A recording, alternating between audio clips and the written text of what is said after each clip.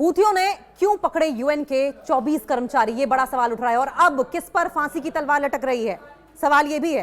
देखिए, यमन में हूथी विद्रोहियों ने यूएन के कुछ ऑफिसर्स को हिरासत में ले लिया है।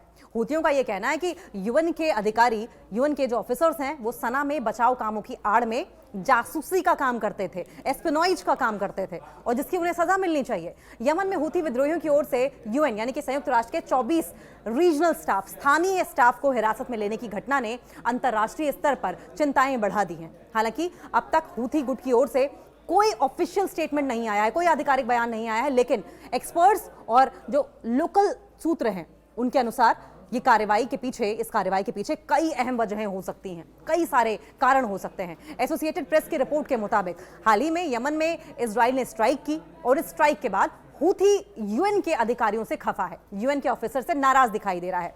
उनका कहना यह है कि यूएन के अधिकारी सना में एस्पिनॉइज का काम कर रहे थे, जासूसी का काम कर रहे थे। वहीं एक्सपर्ट्स का यह भी मानना है कि यह कार्रवाई उन स्थानीय कर्मचारियों को चेतावनी देने के लिए भी की गई है जो हूथी की नीतियों से सहमत नहीं है या फिर कथित रूप से विरोधी गुटों से वो सहानुभूति रखते हैं, सिंपैथी रखते हैं। यमन में जासूसी केस चलाने की तैयारी की जा रही है। अब दरअसल यूएन के ऑफिसर्स, यूएन के अधिकारी सना में बचाव कामों में जुटे हुए थे, लेकिन हूथियों को लगा कि यूएन के अधिकारी यहां जासूसी कर रहे हैं, जिसको लेकर संडे से हूथियों ने एक्शन लेना शुरू कर दिया।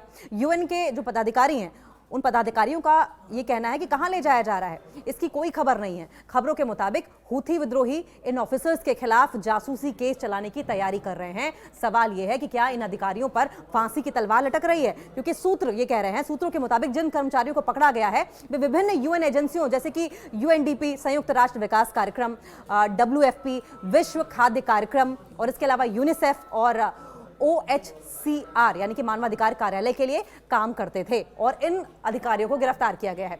यूएन अधिकारियों को फांसी की सजा हो सकती है, ऐसा भी कहा जा रहा है। बताया यह जा रहा है कि हूथी लड़ाके इन कर्मचारियों को उनके घरों और घरों के अलावा दफ्तरों से, उनके ऑफिस से जबरन उठाकर ले गए हैं। साथ ही यूएन दफ्तर का फोन, टीवी और जो बाकी के कम्युनिकेशन वहां पर इक्विपमेंट्स थे उनको भी उन्होंने जब्त कर लिया है।